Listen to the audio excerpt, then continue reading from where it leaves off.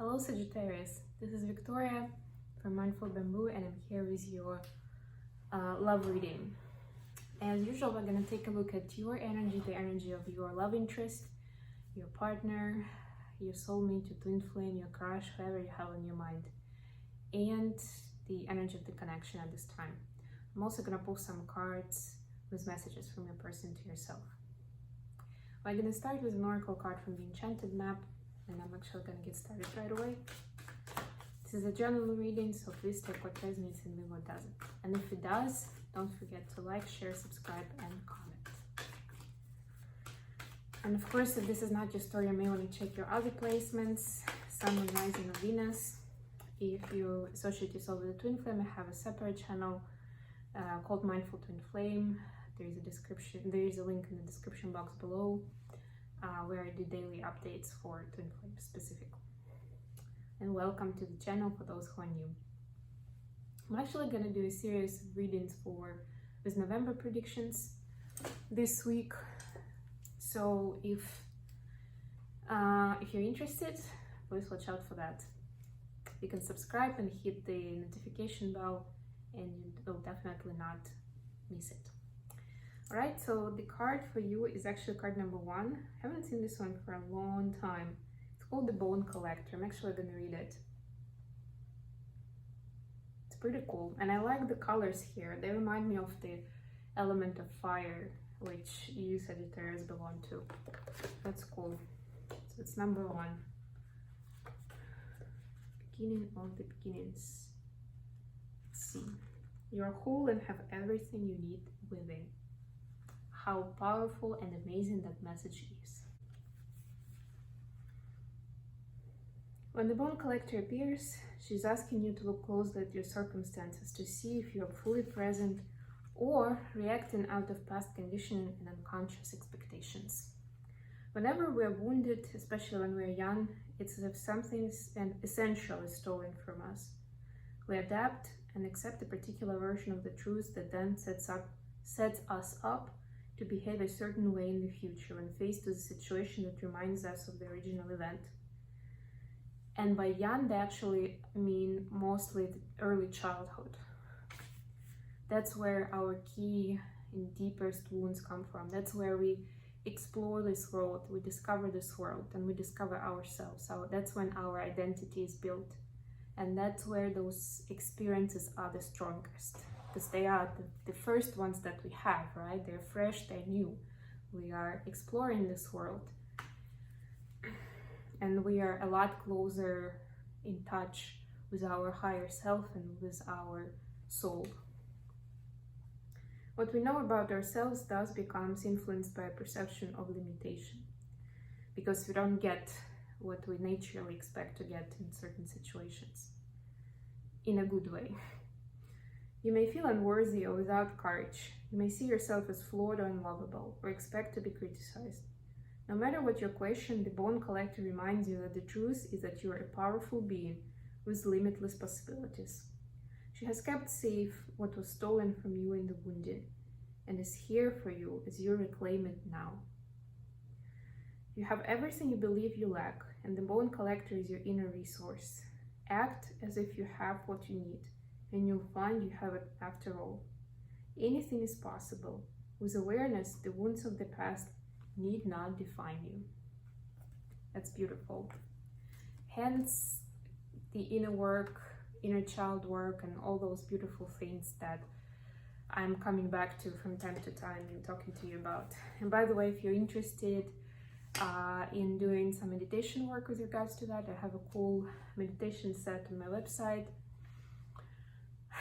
It's a set of several meditations that are about working with your inner child at different stages of your development, starting with the conception and going up to the adult years.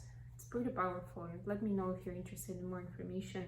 I mean, obviously, there is some stuff on the website, but there's not a lot. So if you need more information, reach out and I will talk you through it. Okay, let's get to the main reading. Sagittarius. Wow.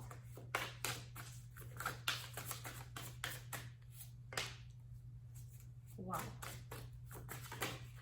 Yeah, it's gonna be an intense love reading, Sagittarius.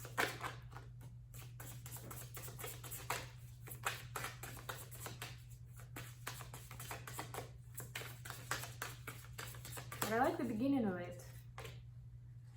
You're being reminded how powerful you are. And actually, yeah, it's no surprise that we see it in love readings, because love and interaction with another human being is one of the key areas where this is felt, and it's where we feel it the deepest. That's where the wounds, if we get those in early childhood, they are the strongest. Of course, in that age, it's mostly about relationships with parents or like very close, like family related people. Could be teachers for some, but it's usually the parents or equivalent guardians. Oops.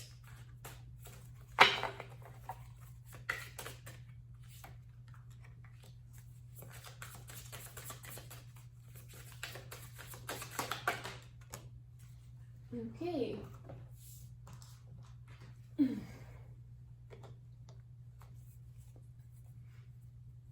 Bottom of the deck, Page of Pentacles. Energy of becoming, of getting ready for the flight, the ride, the fight.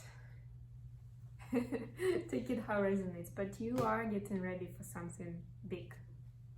You're getting your equipment, getting your outfit, your knowledge, everything that you need, right? Because Page is a student, really. It's also about learning. Okay, so for you, Sagittarius, you have Three of Swords, Two of Cups, and the Temperance card. Very interesting energies, but with the Temperance, it makes a lot of sense, actually. I mean, well, Temperance is the card that represents Sagittarius in tarot. So, what currently is happening by this, this of course, this is a major arcana, and you can see the angel here. So there's definitely divine intervention for you to kind of blend this. Well, first of all, do the Kundalini, if you know what this means, what this is all about. This is kind of like about blending the feminine and the masculine within yourself, and of course with your person, whoever has more of, which dominating energy. That's more kind of tantric level. But this, of course, Two of Cups is one of the cards of soul connection and of deep love. However, it has Three of Swords here, so there's that aspect of pain and wounding, which we saw with the Oracle card as well. So it's in your hands, to give yourself and your partner time for the divine to help you heal and blend the energies, so you are in a balanced, healthy relationship, and this old wounding is not in the way. And also you can take your own steps to heal some of those older wounds. And like I said, they may not necessarily be connected with love partners. If they're coming from childhood, and that's when we were learning those templates of love, they could come from family. Most likely they did, right? I know it's kind of like a therapy stuff, but it's deep, but that's your reading. There we go. You have very powerful soul connection here, either already in your life or coming in very soon. And that's the guidance that the Spirit has for you here. For a person, we have the Judgment, the Queen of Wands, and the Four of Swords. So you could be dealing with a Scorpio, but basically they have recently been stretched very thin and kind of like trying to make the ends meet and being on top of everything, and they've kind of exhausted themselves to the point where they can't go on like that anymore. Sometimes our body, our circumstances just stop us if we don't stop ourselves to take a break, to take rest. It definitely allowed for a person to get some new insights and some new clarity about their life and about their relationship with you. They see you as this beautiful Queen of Wands, and take gender how resonates, but Queen of Wands is kind of this wise person who follows their intuition and who is also very passionate, both towards her love partner and towards certain creative a creative area that inspires her. So she's the master of that. She's not just exploring, she goes for it. That's how they see you. But they definitely see your relationship in a new light. They are understanding, I'm getting for a lot of you, they're understanding how they haven't actually been an equal partner, and this could be on many different levels, take it how it resonates, and how they need to kind of match that high standard of you being the Queen of Wands. But at this time, they really need to rest and to take care of themselves. And they see that, that's one of the insights. And because they understand that that's a lot more important for their life and for your relationship than even making all the money that they were trying to make and help run errands and take care of everybody the way they were doing it. Self-care, self-love comes first, if they don't want to lose you. For your connection, we have Queen of Cups, Three of Wands, and Ten of Pentacles. Yeah, so there is some fogginess about the future right now. That's what I'm getting with this particular Three of Wands. Look at the colors and the fog here. He's kind of actually looking towards the Queen of Cups, this man here, right? So the intention is set towards love, towards the feelings, towards those kind of like wonderful emotions.